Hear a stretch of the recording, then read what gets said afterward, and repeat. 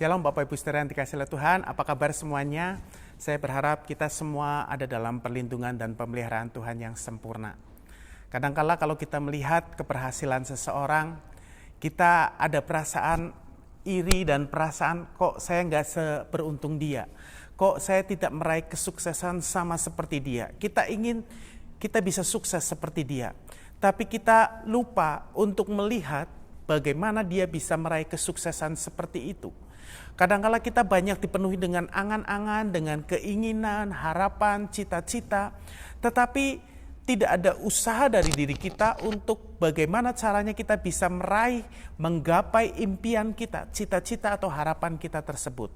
Nah, penulis kitab Amsal mengajar kepada kita untuk kita menjadi orang sukses, ada bagian yang harus kita lakukan. Mari kita melihat bersama-sama di dalam kitab Amsal. Pasal yang ke-13 ayat yang keempat. Amsal 13 ayat yang keempat dikatakan demikian. Hati si pemalas penuh keinginan tetapi sia-sia. Sedangkan hati orang rajin diberi kelimpahan. Saudara yang dikasihi oleh Tuhan, penulis Amsal dalam hikmat Tuhan dia katakan hati si pemalas penuh keinginan tapi sia-sia.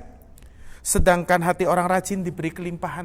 Rupa-rupanya kebanyakan orang yang memiliki karakter atau sifat malas punya banyak keinginan, harapannya banyak. Tetapi semua itu sia-sia, tidak pernah dia raih. Karena dianya malas. Tetapi hati orang rajin dikatakan diberi kelimpahan. Hati orang rajin diberi kelimpahan artinya bagi orang-orang yang rajin, dia mau berusaha melakukan bagiannya dia, itu akan diberi kelimpahan oleh Tuhan. Saya teringat ada seorang anak tukang tambal ban. Dia dilahirkan dalam satu keluarga dengan 9 orang anak, dia anak pertama dalam keluarga tersebut. Sejak kecil dia punya cita-cita yang tinggi, harapan yang besar. Dan dia berusaha giat untuk meraih cita-citanya itu. Tapi teman-temannya seringkali menertawakan dia, apalagi ketika dia harus putus sekolah. Dan orang semakin mencibir kepada dia, tetapi dia tidak putus asa. Dia terus berusaha dengan giat bekerja untuk meraih cita-cita atau harapannya itu. Ketika dia sudah mulai nampak hasilnya, dia berhasil membangun bisnisnya, tiba-tiba terjadi gempa sehingga hasil usahanya, bisnisnya itu hancur. Tapi dia tidak putus asa, dia berusaha membangun kembali usahanya, bisnisnya tersebut. Dan ketika mulai menampakkan hasil, terjadi perang di negerinya, sehingga itu kemudian hancur juga akibat perang.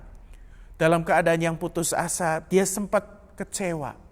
Tapi kemudian dia ingat tekadnya, dia ingat mimpinya di waktu kecil dulu.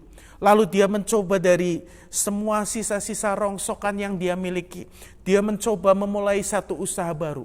Dia mencoba menciptakan mesin-mesin bermotor, mesin-mesin kapal bot segala macam. Dan kemudian dari usaha yang dia raih itu, yang dia bangun itu, dia mulai menjadi orang yang sukses. Dia adalah Soichiro Honda, seorang penguasa kerajaan otomotif, dari motor, dari motorboat dan sebagainya. Dia berhasil meraih keberhasilan. Kenapa? Karena dia pegang prinsip, dia mau tekun, dia mau rajin, giat untuk meraih kesuksesannya. Kalau kita ingin menjadi orang yang berhasil, jangan menjadi orang yang malas. Orang malas itu hanya penuh dengan keinginan tetapi tidak pernah berusaha mencapainya. Tapi jadilah orang yang rajin. Karena hati orang rajin diberi kelimpahan. Ada kelimpahan tekad untuk berusaha, untuk giat meraih kesuksesan. Dan Tuhan berikan kelimpahan buat orang yang rajin. Kiranya Tuhan menolong kita menjadi orang-orang yang rajin, tekun dan setia untuk meraih keberhasilan di masa mendatang. Tuhan menolong saudara dan saya semua.